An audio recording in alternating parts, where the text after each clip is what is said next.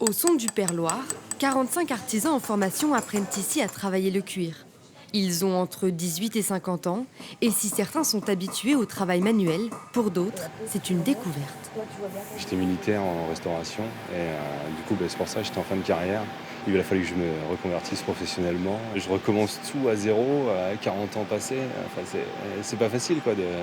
Je retourne à l'école. J'étais sellier harnacheur de métier, donc tout l'équipement pour les chevaux. Il y a quelques mois, du coup, j'ai postulé pour entrer ici, Hermès.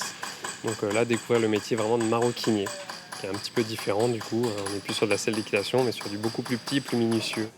En 18 mois d'apprentissage, chaque artisan apprend à concevoir un seul produit, de la découpe du cuir jusqu'aux finitions des coutures. Tu les enfonces que partiellement comme ça, et une fois qu'elles sont bien placées, tu peux faire un vissage complet.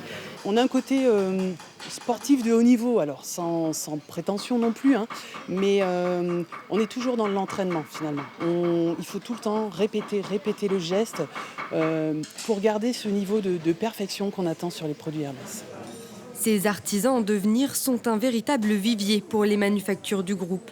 Avec des sacs à 3 400 € en entrée de gamme, le savoir-faire est l'un des piliers de cet artisanat de luxe.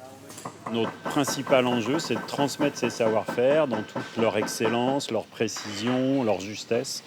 Et donc ça peut se faire que localement. S'ils ont envie, s'ils ont le talent, l'appétence, on les accompagnera ici et puis pendant toute leur carrière.